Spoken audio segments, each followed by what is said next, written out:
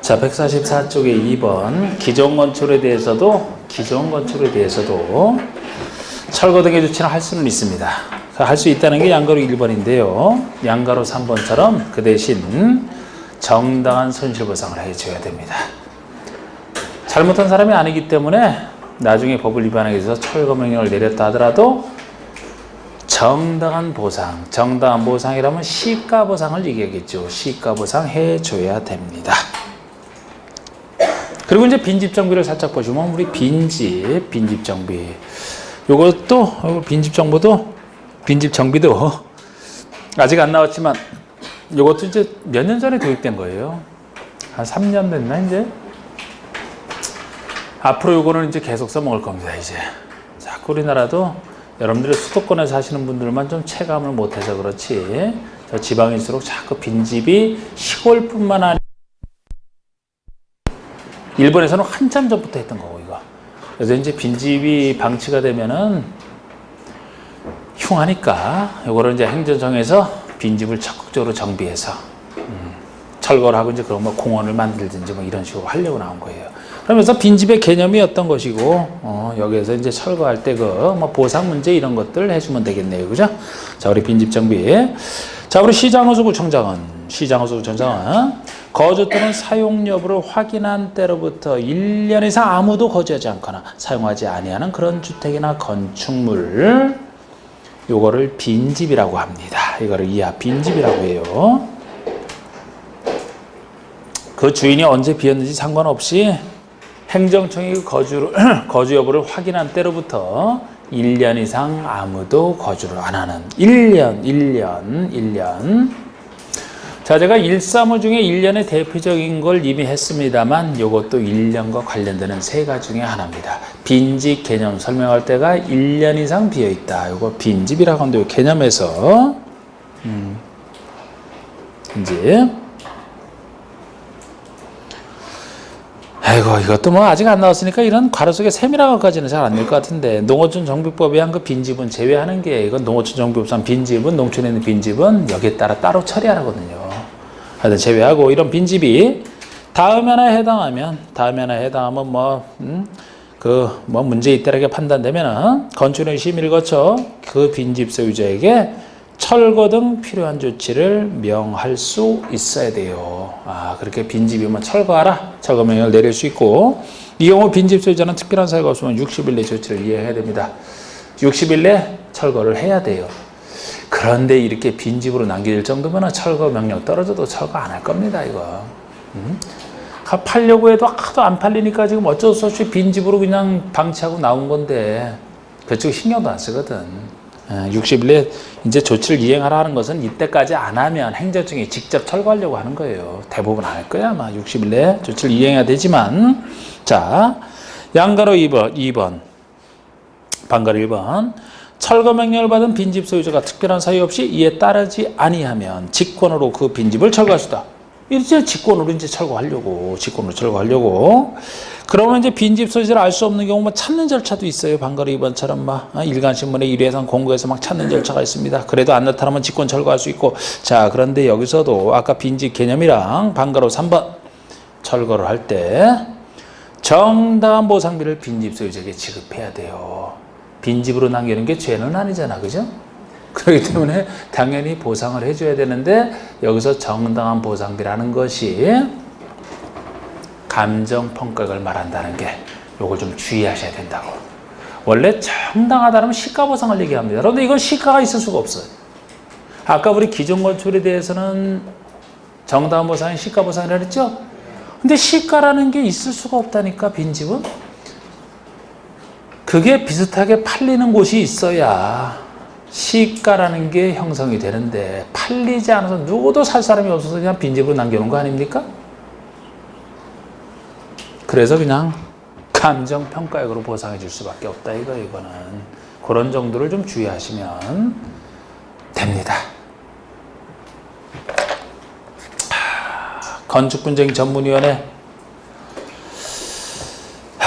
양가로 네모난 4번 건축분쟁 전문위원회. 말 그대로 건축 분쟁을, 각종 건축 분쟁을 다루는 위원회를 얘기합니다. 건축 분쟁을 다루는 위원회를. 이 건축에 관련된 각종 분쟁이에요. 이 저 건축할 사람이 허가권자에게 그 허가 내주는 거기와 관련된 얘기를 분쟁이라고 안 하고, 같은 민간인끼리 건축주와 뭐 종래 주민 사이에, 주민과 관계자 사이에 서로 간의 분쟁 다 하던 민간인끼리 그 분쟁을 행정청의 그 위원회에서 담당하겠다는 겁니다. 그래서 건축의 건축 등에 대해서 다음의 분쟁의 조정 제정을 위해서 국토교통부에 건축 분쟁 전문회를 둔다 해서 중앙에 두는 거예요. 중앙에. 건축 분쟁 전문위원회는 국토교통부에 둡니다. 다음의 분쟁의 조정 제정을 위해서.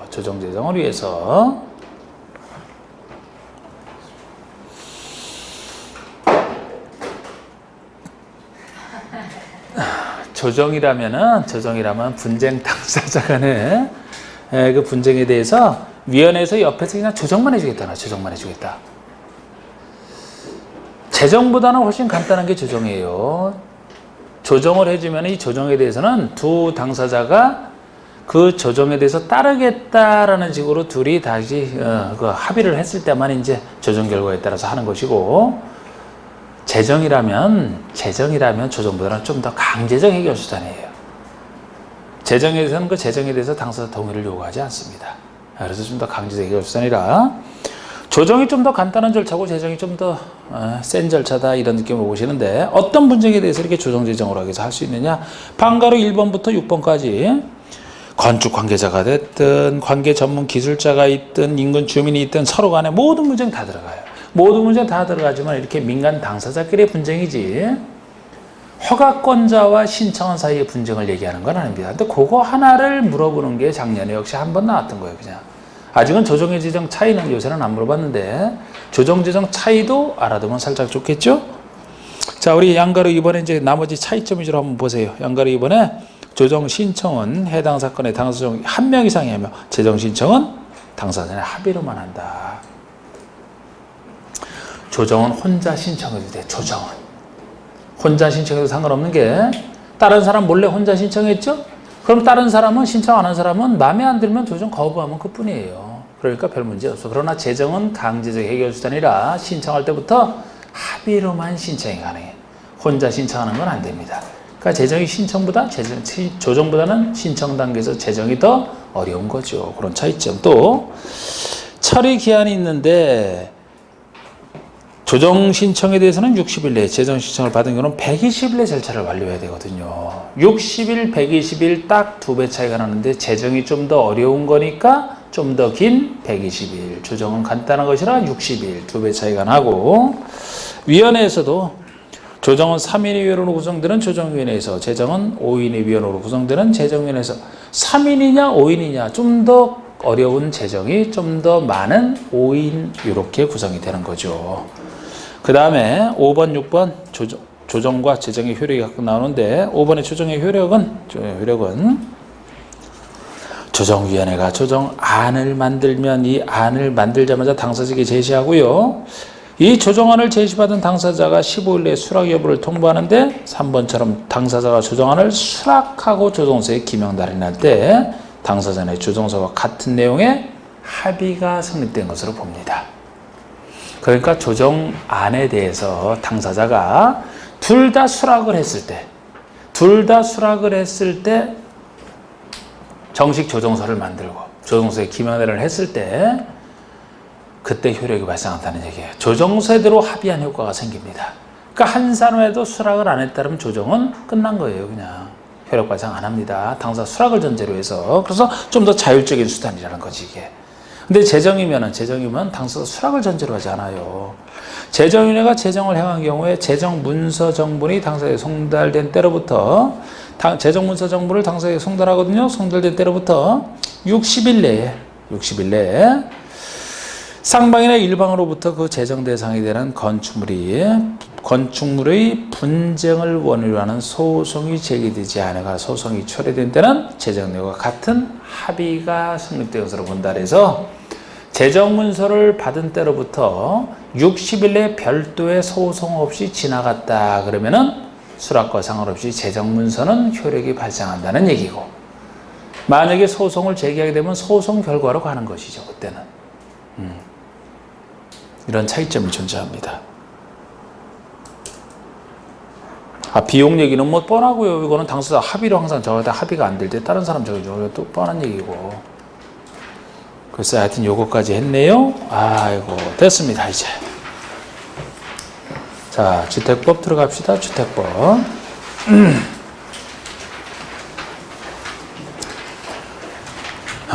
주택법에서 오늘 나머지 시간 동안에 용어라도 다 할지 모르겠네. 보통 용어가 1시간 걸리는데.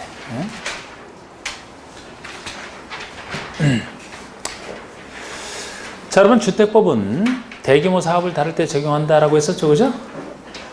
주택 건설 사업이면 단독주택은 30호 이상, 공동은 30세대 이상, 대지는 1만 제곱미터 이상의 사업을 할 때 따로 적용되는 게 주택법이에요. 건축에 대한 특별법적 관계에 있습니다. 용어부터 보시죠. 자, 우리 용어에서 주택에 대한 용어가 자, 우리 주택의 용어는 장기간 독립된 주거 생활을 영위할 수 있는 그런 구조로 된 건물과 부속 토지까지 주택이라고 보는데요. 분류를 보시면은 1번 단독과 공동. 이건 구조에 따른 분류잖아. 단독과 공동으로 구별하는데 이거 건축가가 차이점만 하시면 돼. 우리 단독주택이라면 건축가가 달리 단독, 다중, 다가구만 얘기합니다. 공간은 여기서 아예 빠져요. 공간을 한꺼번에 30% 이상 짓는 경우는 없거든요. 그래서 주택법에서는 공간은 빠집니다. 그리고 공동주택이라면 아파트 5세대만 얘기해요. 기숙사 역시 빠집니다. 기숙사는 주택법에서는 준주택에 들어가요. 이 차이점만 아시고 내용은 건축법이랑 똑같은데 이 차이점만 아시고 그 다음에 2번이 재원에 따른 분류라고 해서 국민주택과 민영주택으로 구분하는 거 유명하죠. 우리 국민주택 개념을 정확히 알아두시고 국민주택이 아닌 나머지를 다 민영이라고 합니다. 자, 우리 국민주택이라면 다음에 어느 하나에 해당하는 동그라미 1, 2번 둘 중에 하나로서 국민주택 규모를 갖춘 것을 얘기해요. 반드시 국민주택 규모를 갖춰야만 국민주택이라는 말을 씁니다. 국민주택 규모라면 괄호 속의 전용 면적, 주택보다는 다 전용 면적으로 계산한다. 1호1세대당 85제곱미터 이하. 1호1세대당 85 이하가 국민주택 규모죠. 그런데 정확하게는 예외까지도 수도권을 제외한 수도권이 아닌 지방이라고 얘기를 합니다. 수도권이 아닌 지방 중에서도 다시 사람 많은 도시지역이 아닌 지방 중에서도 도시지역이 아닌 읍면을 전제로 해서만 100 이하까지 인정을 하는 예외. 이런 주택을 말하는데 어느 것으로서 이러한 국민주택 규모를 갖춰야 되느냐? 기억년 둘 중에 하나. 기억번이 국가, 지자체, 토지주택공사, 지방공사, 즉 이게 바로 주택법에서는 공공사업주체라고 하는 거예요. 주택구조는 사업주체라고 얘기를 하지 않습니까? 공공사업주체예요. 공공사업주체가 건설한 주택으로서 85 국민주택 규모 이하 아니면은 니은번은 민간이 지어도 상관없는데 국가지자체 재정이나 주택 도시기금으로부터 자금을 지원받아 건설 등으로 개념된 주택으로서 국민주택 규모. 그러니까 공공이 지었더라도 국민주택 규모 아니면 행정청의 재정이나 주택 도시기금으로부터 지원받아 지은 것으로서 국민주택 규모를 갖췄을 때만 만약에 국민주택 규모를 갖추지 못했다? 그러면 민영이 되는 거예요. 그 아래 보세요. 민영주택. 국민주택을 제외한 나머지를 다 얘기합니다. 그러니까 공공이 지었더라도 만약에 85를 초과한다. 우리 LH 아파트 토지주택공사가 공공이지만 지었지만 85 이하가 민영이지 85를 초과한다. 그럼 보통 민영이 되는 겁니다.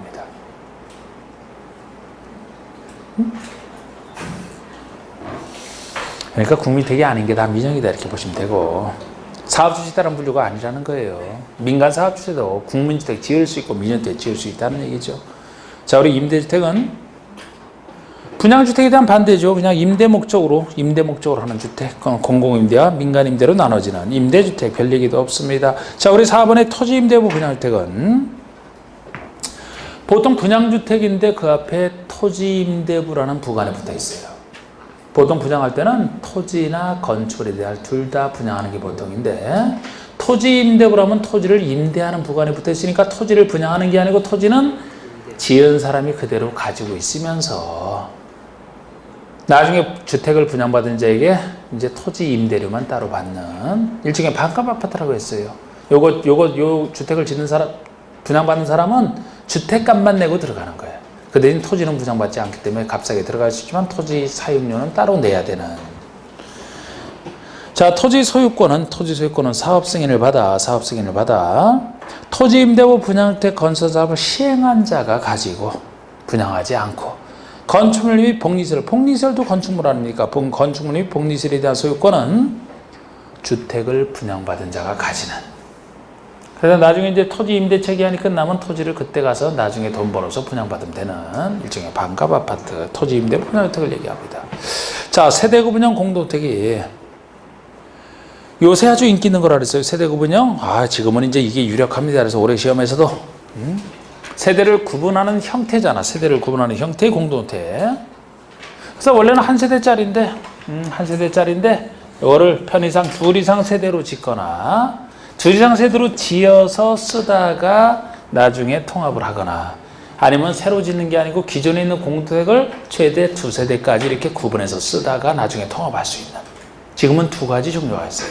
건설형과 관리형. 관리형이라고 말을 붙이는 게 좀 그럴듯한지 모르겠는데 크게 두 가지가 존재합니다. 이게 새로 신설된 거잖아. 이거는 기존부터 있었던 것이고 기존에 있을 때도 문제 낸 적이 있고 새로 건설할 때뿐만 아니고 지금 기존 공동주택을 세대 구분으로 바꿔 쓰는 경우까지 새로 생겨난 거예요. 둘의 기준이 다릅니다. 그래서 새로 건설하느냐 아니냐에 따라서 나눠봐야 돼요. 그래서 이거 어쨌든 둘 이상으로 나눴다. 둘 이상으로 나눠서 건설했든 둘 이상으로 관리하든 한 곳에 살면서 다른 주택은 임대형으로 쓰면 임대 수익이 생긴다는 거죠. 이걸 수익형 주택 이렇게도 부르는 게 사회적으로 부르는 게 이거잖아. 세대구분형. 자, 1번 보시면 공동주택의 주택 내부 공간의 일부를 세대별로 구분하여 생활이 가능한 구조라되 일부를 세대별로 구분하여 가능한 구조라되 그 구분된 공간 일부를 구분 소유할 수 없다는 것은 공통점이에요. 공통점. 편의상 나눠서 임대용으로 쓰겠다는 얘기입니다. 한 사람이 다 가지고 있는 것이기 때문에 나눠진 일부를 구분 소유할 수 없다는 거예요. 구분 소유하면 나중에 통합이 안 되잖아요. 한 사람이 가지고 있는 걸 전제합니다. 구분 소유할 수 없다. 이건 공통점이고요. 다음 기준에 적합한데 이 기준이 기역, 니은 둘로 나눠지는 거예요. 니은번이 새로 추가된 거죠. 자, 우리 기역번이면 사업승인을 받아 건설하는. 이게 건설형의 건설, 새로 건설하는 걸 전제로 하는 겁니다. 새로 건설하는 거, 기존부터 있던 거, 새로 건설할 때 이게 건설형인데 다음 요건을 다 갖춰야 돼요. 가번에 세대별로 구분된 각각의 공간마다 별도의 욕실 부엌과 현관까지 설치하라. 각각 독립된 주거생활을 해야 되기 때문에 욕실 부엌 필수고 현관마저도 별도로 설치하게 돼 있어요. 그리고 나중에 통합해야 되기 때문에 하나의 세대가 통합하여 사용할 수 있도록 세대 간의 연결문이나 경량구조의 경계벽을 설치하라. 그런 얘기도 있고요. 다라번이 세대 구분형 공동주택의 특징 때문에 나오는 얘기입니다. 사실상 여러 세대로 쓴다 하더라도 세대 건설하는 것은 두 세대 이상만 되면 되잖아. 사실상 여러 세대로 쓴다 하더라도 세대수 계산하는 것은 다 한 세대로 계산하는 것은 양쪽이 다 똑같은 얘기예요. 한 세대로 계산하기 때문에 우리 주차장을 설치할 때는 이 세대당 주차장 얼마 몇 대 이렇게 설치하기 때문에 한 세대로 보기 때문에 이거는 주차장이 부족해지는 단점이 있어요. 그래서 그 단점 보완 때문에 세대 구분형 공동주택에 차지하는 세대수 기준이든 면적 기준은 이것이 전체에 비해서 작아야 된다. 작다는 기준 중에 하나인 3분의 1 이하여야 된다라는 것을 수에서는 다번에, 면적에서는 라번에서 얘기하고 있는 겁니다. 다라번이 똑같이 3분의 1 이하예요. 그래서 다번은 세대구분형 공동의 세대수가, 라번은 세대구분형 공동의 각 전용면적 합계가 각각 단지 전체의 세대수의 면적의 3분의 1을 넘지 못하는 것들이 똑같습니다. 그런데 니은번은요, 공동주택 관리법에 따른 행위허가를 받거나 신고를 하고 설치하는 공동주택의 경우 공동주택 관리법에 따라 관리할 때 얘기이기 때문에 제가 관리형이라고 살짝 그냥 적어놨던 건데, 여러분들 기존의 공동주택은 이 공동주택 관리법의 적용을 다 받아요. 관리법에 따라 관리하거든요. 그래서 관리하다가 거기다 손을 댄다 했을 때 허가 대상과 식무 대상인 두 가지가 있어요. 그런데 좀 더 이제 뭐 허가 대상 좀 더 센 것들 뭐 새로 막 짓거나 하는 것이 이제 허가 대상이죠. 기존의 공동주택을 공동주택 관리법에 따라 관리하는 걸 얘기합니다. 그래서 그때는 다음 요건을 모두 충족해야 되는데, 가나다라에 있지만 가번과 다번의 숫자 정도를 구별하는 게 필요해요. 가번은 구분된 공간의 세대 수는 기존 세대를 포함해요. 2세대 이하예요. 2세대 이하. 기존 세대를 포함해요. 2세대. 그러니까 새로 건설할 때보다는 기존의 공동주택을 이렇게 바꾸는 경우가 건설할 때보다는 훨씬 작게 인정하는 거예요. 작게. 새로 건설할 때는 그래서 하나의 세대를 몇 세대로 나눠도 상관없어요. 2 이상 세대면 다 됩니다. 그런데 여기는 최대치가 2세대밖에 최대치밖에 안 돼. 그러면 겨우 기존 세대를 포함해서니까 둘로만 딱 설치가 되고 하나만 임대용으로 쓸 수밖에 없겠네, 그죠? 2세대 이하입니다. 사실 이것도 그래서 이것이 새로 건설할 때보다는 좀 작게 인정하는 게, 기존에 공동주택이 있으면 거기에 맞게 주차장이 뭐든 다 설치가 되어 있는데 이거를 세대 구분을 너무 많이 할 수 있게 해놓게 되면은 기존에 있는 주차장 이런 거 어떡합니까? 그거 앞으로 쫙 새로 설치하는 것도 아니고 새로 부족해질 텐데 이제 2세대까지. 그리고 이 2세대 할 때도 3번 기준을 같이 해야 돼. 4번 기준을 같이 해야 돼. 4번 기준. 자, 일단 나번 보세요. 나번도 아까랑 비슷해요. 세대별로 구분된 각각의 공간보다 별도의 욕실부엌과 구분 출입문의 설치. 비슷합니다. 욕실부엌은 필수고요. 구분 출입문. 새로 지을 때는 현관이라고 해서 좀 더 멋지게 설치하지만 기존에 있는 것을 바꿀 때는 그냥 구분하여 출입만 하는 구분 출입문만 따로 설치하면 된다는 얘기입니다. 약간 좀 못하잖아요. 그리고 특히 다번이 세대 구분형 공동주택의 세대수가 단전의 전체 세대수의 10분의 1 이하, 10분의 1과 동별 각 동에서는 전체 세대수의 3분의 1을 각각 넘지 않아야 된다. 이런 기준. 요 기준도 아까 건설형에 비해 보면은 더 까다롭지 않습니까? 아까 건설에서는 세대수 기준에서는 전체에서 차지하는 세대수 비율을 3분의 1 이하였잖아. 3분의 1. 그런데 여기서는 전체 세대수 기준에서는 10분의 1 이하잖아. 10분의 1 이하. 새로 건설할 때보다 훨씬 적게 인정하는 거예요. 그래서 3분의 1 아니고 10분의 1 이하잖아. 물론 단지 전체에서는 10분의 1 이하고 동별로는 따로 3분의 1 이하를 다 갖춰야 되지만 똑같은 단지 전체 기준에서 건설형은 3분의 1인데 여기는 10분의 1 이하니까 훨씬 적게 인정하는 거죠. 아까 같은 그런 새로 건설하는 게 아니라 그렇습니다.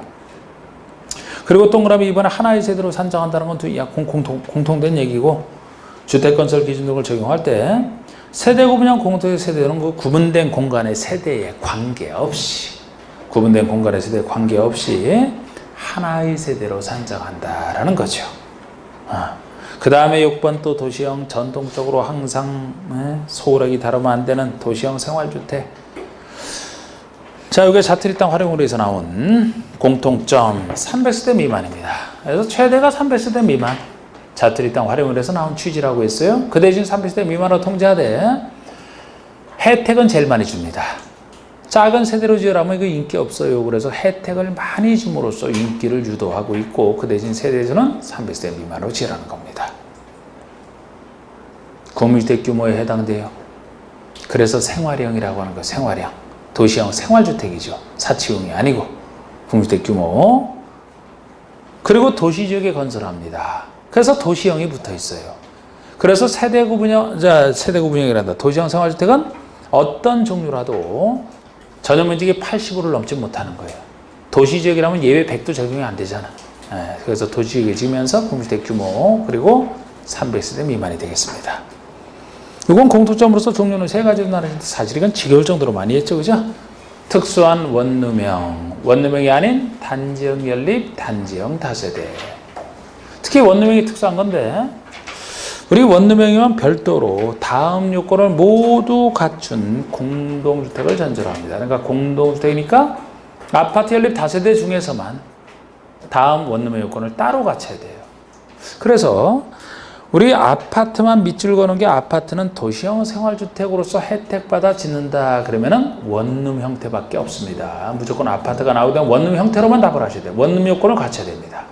연립 다세대는 원룸형이 아니면 단지형 연립 다세 단지형 형태도 가능하거든요. 근데 연립은 아파트는 단지형 아파트라는 개념이 없어서 원룸 형태로만 가능하고. 자, 그럼 원룸의 요건이 어떤 거냐? 세대별 전용 면적이 50이야. 원룸이라서 너무 넓으면 안 돼. 최대가 50이야. 국민주택 규모 중에서도 50이야란 말이에요. 그래서 이거 원룸형 하면서 원룸형 하면서 50이야 이렇게 했던 거잖아. 숫자 50이야. 그리고 나번에 세대별로 독립진주가 가능하도록 욕실 부엌, 아무리 원룸 작아도 욕실 부엌은 필수입니다. 원룸에서 독립된 조사를 해야 되기 때문에. 그리고 다번도 주의하셔야 되는 게 욕실과 보일러실을 제외한 부분을 하나의 공간으로 구성하라. 아무리 원룸형이라고 해서 모든 게 하나의 공간 아니에요. 제가 원룸 중에서도 욕실은 어쩔 수 없다. 이건 분리를 해야 된다. 안 그러면 민망하니까 아무리 같이 살아도 욕실, 보일러실을 개별적으로 설치한다면 이거 분리는 돼야 돼요. 안 그러면 베이커에서 다 마셔서 죽는다 그랬잖아. 그래서 욕실과 보일러실을 제외한 부분을 하나의 공간으로 구성한다. 원룸 형태가 되는데 이 하나의 공간인데 이것도 원룸 중에서 조금 넓다. 약 중간 이상. 최대치가 50이니까. 약 중간이면은 10단으로 끊었을 때는 30이 되죠. 그죠? 약 중간에서 30. 30 이상이면 이 공간을 두 개 공간으로 투룸식으로 할 수 있다. 30이 안 되면 하나의 공간으로 해야 되고. 그 얘기. 그래서 욕실과 보일러실을 제외한 부분을 하나의 공간으로 구성하라. 원칙이. 이게 원룸 형태예요. 그러나 전면적 30 이상, 전면적이 30 이상이면 두 개의 공간으로 할 수 있다. 투룸식으로. 그리고 지하층에는 세대를 설치하지 않아야 된다. 둘 다 지상층이어야 된다. 그리고 단지형 연립, 단지형 다세대는 단지형 연립은 원룸형 주택이 아닌 연립을 얘기합니다. 넘겨보시면 단지형 다세대는 원룸 형태가 아닌 그런 다세대를 얘기해요. 그러니까 연립 다세대 요건 중에서 원룸형 요건을 따로 갖추면 원룸형이 되고 원룸형 요건이 아닌 것을 단지형 연립, 단지형 다세대, 도시형 생활주택 종류 중에서 이 원래 연립 다세대는 주택으로 쓰는 층수가 4개층 이하라고 했는데요. 이렇게 단지형 형태로 짓게 되면 혜택을 더 받아서 둘 다 주택으로 쓰는 층수를 한 개층 더 줘서 5층까지 지을 수 있다는 것은 공통점이고 둘의 공통적인 혜택이고. 자, 그리고 여기서도 공동건축 금지가 있잖아요. 하나의 건축물에는 도시형 생활주택과 그 밖의 주택, 도시형 생활주택이 특수하니까 도시형과 일반 주택을 함께 지을 수 없다. 특수한 것들 같이 못 짓는다. 또 단지형 연립, 단지형 다세대와 원룸형을 함께 지을 수 없다. 같은 도시형 생활주택 내에서도 원룸형이 특수 요건을 갖춰야 되기 때문에 원룸형과 단지형 연립, 단지형 다세대는 같이 못 짓는다가 원칙이에요. 물론 다시 예외 둘이 존재합니다. 다만 원룸형 주택과 원룸형과 전용면적 85를 초과하는 주택 한 세대를 함께 건축하는 경우 원룸형과 일반 주택 중에서는 85를 초과하는 주택 한 세대, 일종의 주인 세대 아니지만 주인 세대처럼 보라고 했던, 그러면은 원룸형과 원래는 다른 데는 같이 못 지지만 80을 초과하는 주택 한 세대를 지을 수 있다면 요거를 한 세대 지어서 보내는 거기서 살면서 나머지를 원룸형으로 분양하면 떠나지 않고도 원룸형을 잘 지을 수 있을 것이다. 그래서 이렇게 한 세대까지만 인정을 합니다. 그리고 준주거나 상업지역이라면 토지용도를 높일 준주거나 상업지역에서는 원룸형과 도시환수주택 외의 일반 주택을, 원룸형과 일반 주택을 함께 지을 수도 있게 해놨어요. 예외까지도. 자, 이제 7, 8, 9가 바로 건설 의무와 관련된 특수한 주택들 아닙니까? 자, 7번에 에너지력형, 친환경, 8번에 건강, 친화형, 9번에 장수명. 각각 건설 의미를 구별하시는. 자, 여기서는 이제 제일 좋은 게 장수명이고, 그 다음 좋은 게 건강, 친화형이고, 셋 중에서는 에너지 절약형이 에너지만 절약하기 때문에 제일 떨어지는 것이라, 제일 돈이 덜 들어가는 것이라, 건설 의무는 제일 넓죠, 이게. 건설 의무는 제일 넓습니다. 7번의 에너지 절약형, 친환경은 말 그대로 에너지를 적게 쓰는 저에너지 건물 조성 기술 등을 사용하여 에너지 사용량을 줄이거나 이산화탄소 배출량을 저감할 수 있도록 건설된 주택을 말한다. 무조건 이렇게 에너지 사용량 절감하거나 이산화탄소 배출량 저감할 수 줄이면은 다 에너지 절약형이에요. 우리 써야 될 기준이 따로 0에 있습니다. 이때 사용해야 될 기준이 따로 있어요. 몰라도 돼. 그런데 하여튼 에너지를 절약한다는 겁니다. 건설업무 보시면 사업 주체가 사업 승인을 받아 공동주택을 건설하는 경우에요. 그러면 에너지 절약형 친환경 주택으로 건설을 해야만 된다. 사업 승인을 받아지는 공동주택이라면 원칙이 공동이라면 30세대 이상부터 받는 것이죠. 그러니까 주택법에 따라 짓는다 그러면 기본적으로 에너지 절약형 기술을 이제는 써야만 된다라고 할 때 이렇게 건설 업무는 제일 넓죠. 여러분들 고기 좋아하시나? 고기? 참 맛있어요. 고기 드시면? 왜 풀만 먹는 사람도 있잖아. 풀만 먹는 사람. 풀만 먹는 사람도 있어요. 물론 저 기준에서 전혀 이해를 못하는데 풀만 먹는 사람이 지구 환경에는 굉장히 도움이 되시는. 우리 고기 먹는 거에서 그 이산화탄소, 일산화탄소 이게 그거 온실가스가 제일 많이 나오잖아요. 소 같은 거 트림 한번 할 때마다 엄청난 양의 가스가 배출된대요. 그러니까 미래에 지금 그 대체 육을 개발하는 곳이 있더라고요. 그냥 소를 키워갖고서 소고기를 얻는 게 아니고 애초에 그 소고기 세포 가지고서 이제 그 배양을 통해서 인공육을 만드는. 그게 앞으로 곧 뭐 금방 그 시장이 금방 급성장할 거라고. 이제 그런 거랑 이제 뭐 곤충 먹는 얘기는 많이 나왔었고, 그죠? 곤충이들이 이제 인공 배양육이든 그런 걸.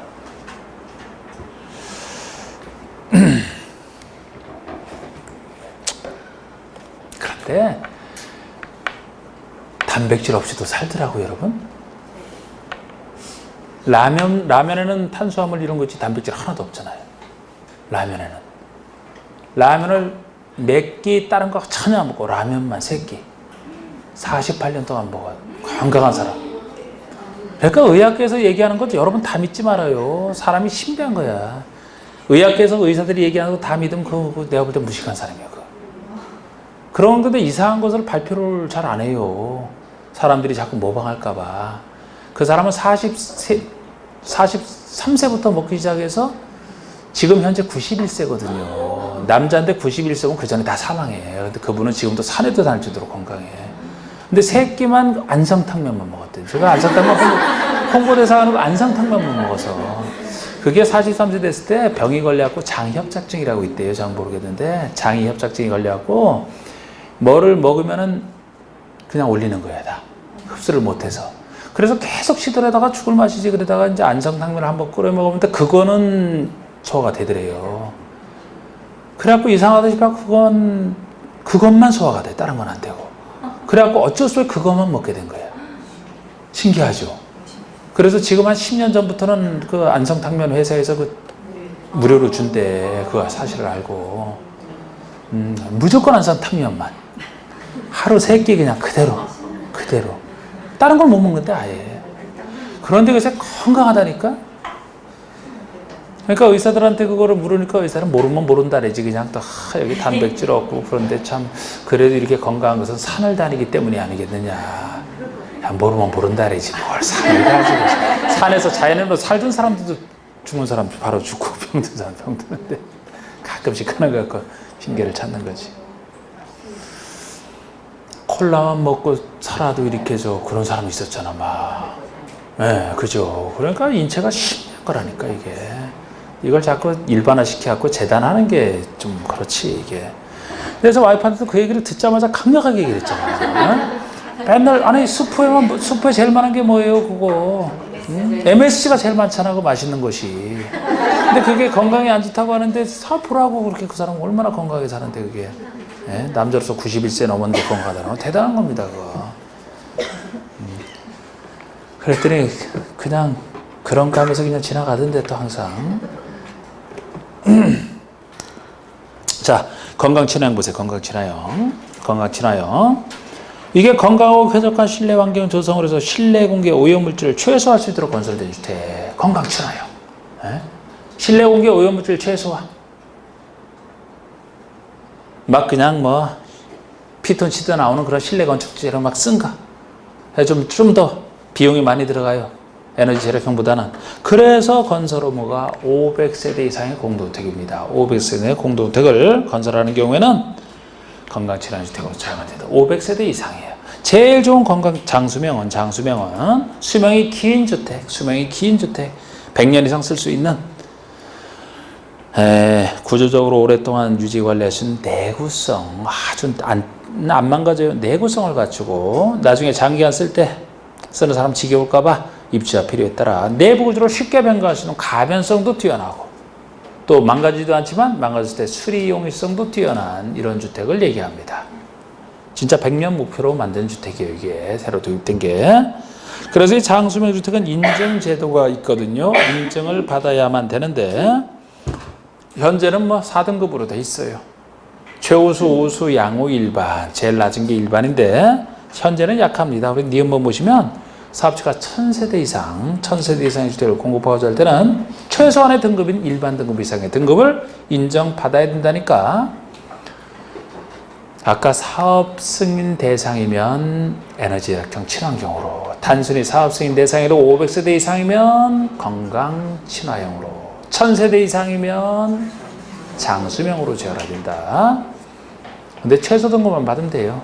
밑등급으로 갈수록 돈은 더 비용이 올라가지만 현재는 그렇습니다. 그리고 준주택이, 지금까지 이제 주택이 끝나고 준주택이라면 주택이 아닌 것 중에서 주거시설로 이용 가능한 게 준주택 아닙니까? 주택 외의 건축물과 부수소지, 분류상 주택이 아닌 것에 속하는데 주거시설로 이용 가능한 시설로서 네 가지가 있습니다. 나는 커피가 싫어요라고 외치는 오노타기. 커피가 싫어요가 아니고 커피를 좋다고 외친다 그랬죠? 나는 타기. 차가 싫어요라고 외치는 거죠. 오노타기. 오피스텔, 노인복지주택, 다중생활시설, 기숙사, 오노타기 준주택입니다. 그 다음에 주택조합이 주택부에 나오는 조합인데요. 많은 시외 구성원이 주택을 마련 또는 리모델링하기 위해서 가입하는 다음의 조합 세 종류를 말하는데, 내 집 마련, 집 없는 사람이 내 집 마련을 위해서 가입하는, 리모델링은 없는 사람이 가입하는 경우 기존의 집이 있는 사람이 기존 주택을 리모델링하기 위해서 가입하는 거예요. 그래서 차이가 납니다. 그래서 셋으로 나눠집니다만, 지역 직장 리모델링에서 리모델링은 리모델링으로 해서 가입하는 것이고요. 지역과 직장이 내 집 마련이라는 점에서 공통점이 있어요.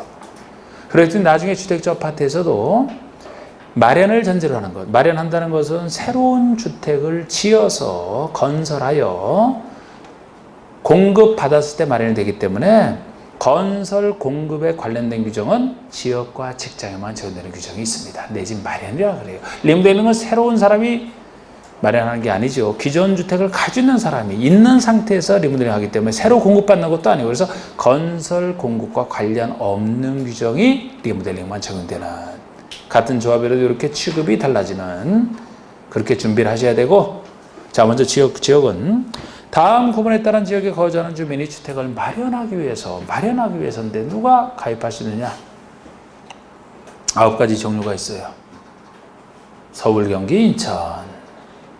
옛날에는 같은 특광시군에 사는 사람들 많이 가입했는데 지금은 워낙 광역 교통망이 발달했기 때문에 지도 생각해서 경기도 안에 서울이 있고 인천이 있으니까 서울, 경기, 인천은 같이 가입할 수 있다. 예를 들어서 뭐 경기도 사람이 강원도 사람과 가입할 수 있다 그러면 틀려요. 강원도 이렇게 하면 틀리지.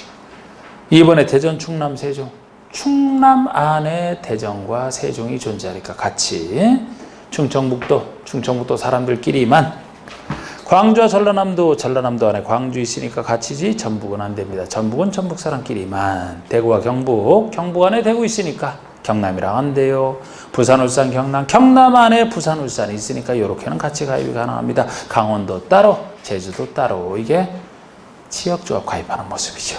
직장이면 같은 직장의 근로자가 역시 내 집 마련을 위해서, 같은 직장의 근로자가 내 집 마련을 위해서 마련이고요. 리모델링이라면 기존 소유자가 리모델링에서 가입하는 건데 공동주택의 소유자지 단독주택 소유자는 없습니다. 단독주택은 혼자 하면 된다 그랬어요. 공동주택은 구분 소유가 되기 때문에 아무리 하나의 동이라도 혼자 할 수 없는 겁니다. 그래서 가입할 수 있게 해놓은 게 리브니된 조합이죠. 그래서 단독은 필요 없어요. 이렇게. 그리고 주택단지 개념에 나오죠. 주택단지. 사업 승인을 얻어 주택 등을 건설하거나 대지를 조성한 일단의 토지. 주택법이라면 사업 승인을 받아 주택 등을 건설하는 일단의 토지 전체를 하나의 단지라고 보는데요. 다만 다음 시설로 분리된 토지는 각각 별개 단지로 본다. 하나로 지어졌다 하더라도, 원래는 하나의 주택단지로 지어졌다 하더라도 나중에 문제가 생겨서 다음으로 분리된, 무엇으로 분리된, 다음으로 분리된 이 단지는 하나의 단지로 보는 게 아니고 각각을 따로 단지로 봐야 되겠다는 거예요. 이 정도로 주의하시면 되죠. 가번에 철도나 고속도로, 자동차 전용도로 분리가 되어 있다. 자, 우리 철도로 분리가 됐어요. 자동차 전용도로, 고속도로로 분리가 됐다. 그러면은 너무 험한 곳으로 분리가 됐기 때문에 하나의 단지로 봐서는 안 된다 그랬죠? 당연히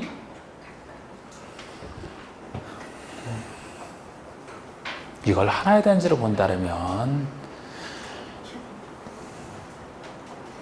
입주자 대표회의 구성원들이라든지 분여회의 구성원들이라든지 당장 그 사람들은 가끔씩 회의하지만 매일 근무해야 되는 관리사무소에 계시는 분들은 죽어납니다. 이쪽에서 회의하겠다 그러면 어떻게 할까? 여기 있는 사람들은 고속도로를 건너가야 되는데, 고속철도를 지나가야 되는데, 그래서 안 된다 그랬잖아. 각각 별개로 단지로 봐야 각각 단지별로 관리를 할 거 아닙니까?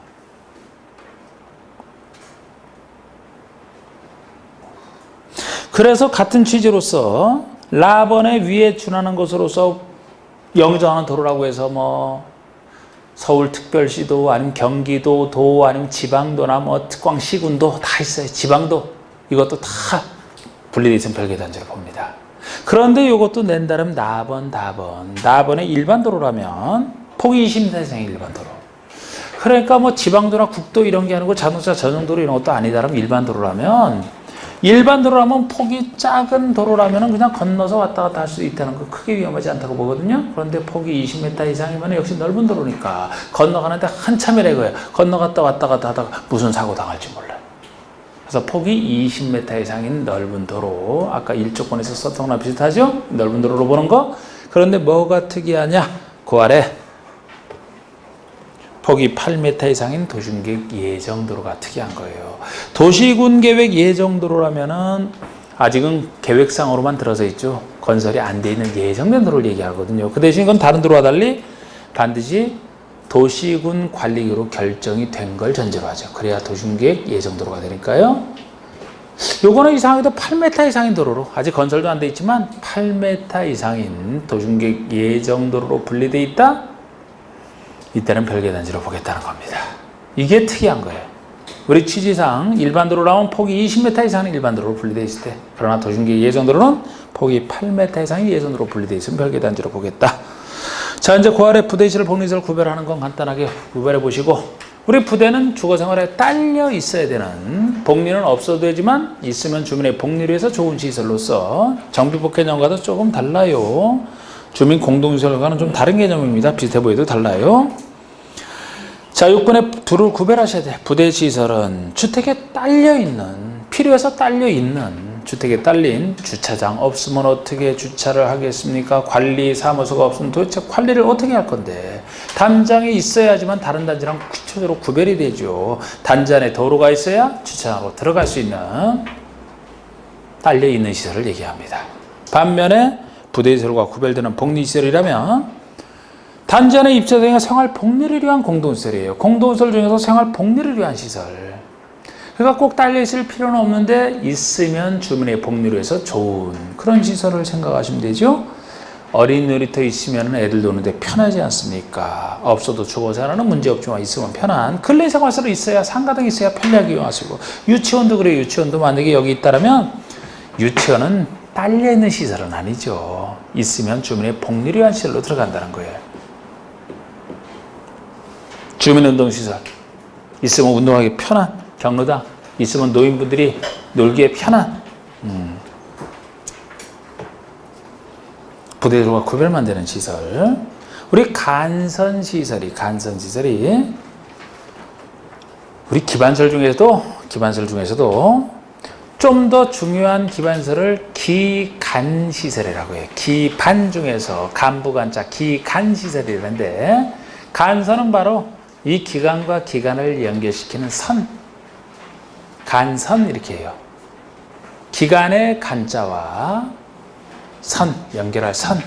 그래서 도로나 상하수도나 전기, 가스, 통신, 지역 난방시설. 도로, 상수도, 하수도, 전기, 가스, 통신, 지역 난방시설 같은 경우가 기간시설이거든요.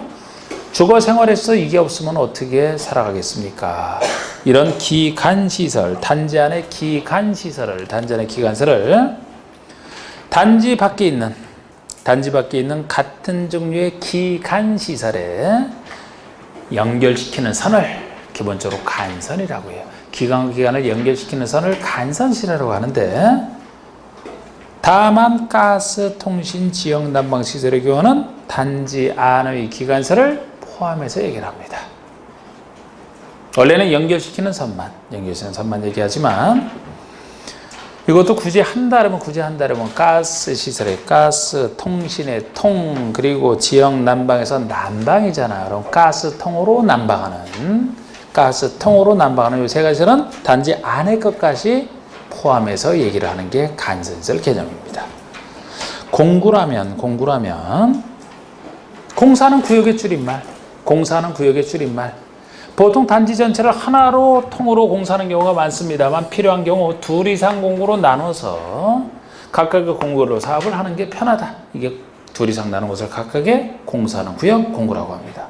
그래서 하나의 주택 단지에서 둘 이상으로 구분되는 일단의 구역을 각각의 공구라고 하고요.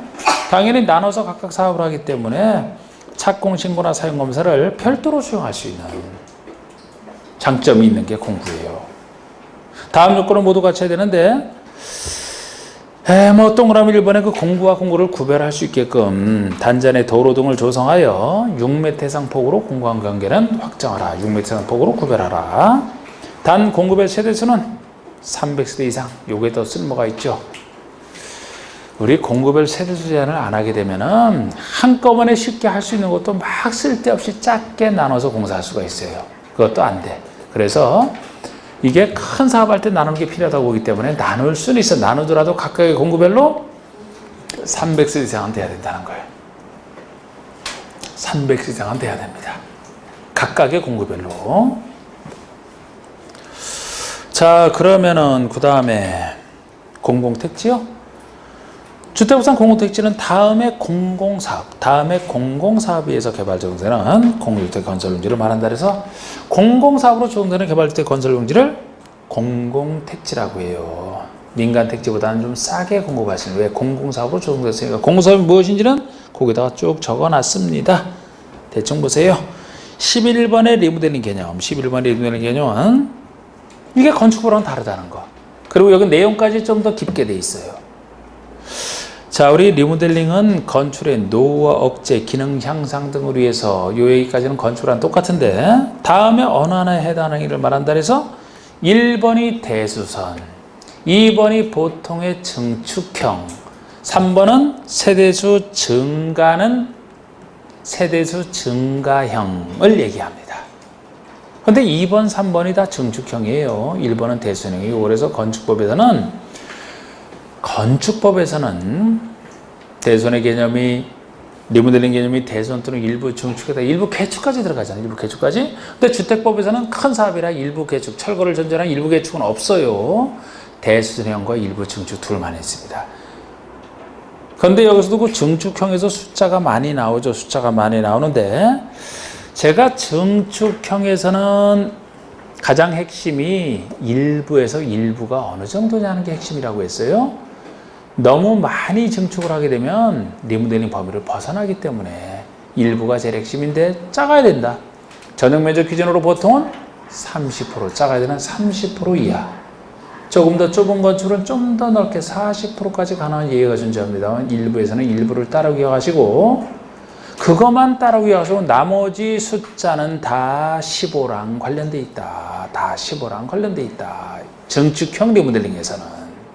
그렇게 했던 걸로 숫자를 아셔야 됩니다. 그래서 우리 대수는 보시면 대수는 사용검사의 사용승인으로부터 10년이 경과된 공도세요. 너무 세건 안 돼요. 적어도 리모델링 하려면 나중에 좀 시간이 지났을 때 세건 안 된다 그래서 증축형 대수전이면 최소 10년이 지나야 돼요. 10년이. 이거는 나중에 나오는 얘기인데 일부 증축형이랑 한번 비교해보라고 미리 꺼다놓은 거예요. 10년 지나야 됩니다. 그런데 증축형은 이제 15년이 지나야 돼요. 증축형은 일부 증축 빼놓고 일부 빼놓고 나머지는 다 15랑 관련돼 있으니까요. 자, 우리 일부 증축 보세요. 사용검사일 또는 사용승인일로부터 15년이 지난 15년이 경과된 공동주택을 각 세대의 전용 면적 30% 이내에서 전유 부분을 증축하는 행위를 얘기합니다. 그러니까 우리 증축을 리모델링을 하기 위해서는 최소 15년이 지나야 된다는 거예요. 15년이 최소 15. 그리고 그 다음에 나오는 것은 일부 증축의 일부 한도를 얘기하죠. 전용 면적 기준으로 30% 이내에서 30%를 넘기지 못해. 근데 대상 건축이 85미만 좀 작다라면 좀 더 넓게 40%까지 가능하고 요 계산도 항상 주택보호소리 면적 계산할 때는 전용 면적, 전유 부분을 갖고 얘기한다는 거예요. 복도 같은 공용 부분은 별도로 증축할 수 있어요. 이 제한받는 게 아니고. 네? 그리고 여기서 세대수 증가형이 동그라미 3번인데 이건 특수한 케이스죠. 특수한 케이스. 이것도 나중에 나온 거예요. 나중에 나온 거. 원래 리모델링은 새로운 건설과는 관련이 없어요. 기존에 있는 공동주택을 리모델링해서 기존에 있는 사람이 가져가는 것이거든. 그런데 세대수 증가형을 도입한 게 세대수 증가하게 되면 새로운 세대를 증가한단 말이에요. 이건 건설 파트란 말이에요. 그런데 이 건설을 허용하게 되면 건설에서 일반 분양을 하게 되면 그 돈 갖고 리모델링 비용에 충당할 수 있기 때문에 기존에 있는 리모델링 할 사람들의 비용 부담이 줄어들어서 리모델링 활성화를 위해서 세대수 증가형을 나중에 도입한 겁니다. 그래서 리모델링은 원래 건설과 관련이 없습니다만 세대수 증가하는 부분만큼은 새로운 주택을 건설해서 일반에 공급하기 때문에 예외적으로 적용이 되는 거예요. 건설 파트가. 어디서만? 세대수 증가형에서만. 자, 그러면은 너무 많이 증가해도 안 되죠. 그래서 각 세대의 증축 가능 면적을 합산한 면적 범위에서 기존 세대수의 15% 이내에서 세대를 증가하는 증축이 가능해요. 얼마나 증가가 가능하냐? 역시 15. 기존 세대수의 15%가 한도입니다. 기존 세대수의 15% 내에서만 세대수 증가가 가능하고요. 다만 이때로 수직으로 증축하는 행위. 수직 증축형 리모델링은 다음 요건을 모두 같이 하는 것으로 한정한다. 증가시키더라도 옆에 수평으로 증가시킨다 아니면 새로운 것을 건설해서 증가 아무 문제 없어요. 그런데 기존에 있는 공동주택 위로 수직으로 올린다면 새로운 면적 증가가 생기기 때문에 새로운 중량 증가가 생겨서 위험할 수 있다. 그래서 세대 수직으로 증축할 때만큼은 다음 요건을 갖춰야 됩니다. 기업권이 최대 3개층 이하에서 0으로 정하라. 최대 3개층 이하에서 0으로 정하라. 0에서는 정해놓기를 기존 층수가 15층 이상이면 3계층, 15층이 안 되면 2계층이라고 정해놨어요. 역시 15를 기준으로 해서 15층 이상이면 최대 3계층까지만, 15층이 안 되고 14층 이하까지면 2계층 수직 증축의 한도입니다. 그리고 구조도 도면이 있어야 된다 그 얘기고요. 리모델링 기본 계획은 세대수 증가형 리모델링을 전제로 해서 인구 늘어났을 때 세대수 증가형이 돼야 기존의 인구가 늘어나잖아요. 인구 늘어났을 때 그 이주수용을 기본적으로 관리해서 수립하는 게 리모델링 기본 계획입니다. 살짝 보시고. 그 다른 법률의 우선 적용이요? 일반법, 특별법 관계냐 생각하시라는 겁니다. 예를 들어 뭐 잘 나오지 않는 것이지만 임대주택 건설 공급에 대해서는 그 임대주택에 대한 법에서 정하지 아니한 사항에 대해서 이 법을 적용하겠다는 거예요. 주택법이잖아, 주택법. 그러면 주택 중에서도 임대주택은 따로 그쪽 법이 있겠죠, 그죠? 그러니까 그쪽 법이 있으면 그쪽 법을 특법으로 쓰고 없는 내용에 대해서 이 법을 쓴다는 얘기예요. 그리고 주거환경 정비에 대해서는 정비법으로 정하지 아니한 사항에 대해서 이 법을 적용하겠다. 자, 우리 정비법에 관련된 정비사업에 관련된 것이면 정비법이 기본법이기 때문에, 특별법이기 때문에 정비법의 규정을 따르고 정비법에 없는 사항에 대해서 주택법을 제공하겠다는 겁니다. 우선순위가 어디냐 하는 거죠. 뭐 이거는. 자, 우리 용어까지 겨우 했네요. 예, 용어까지 겨우 했어요.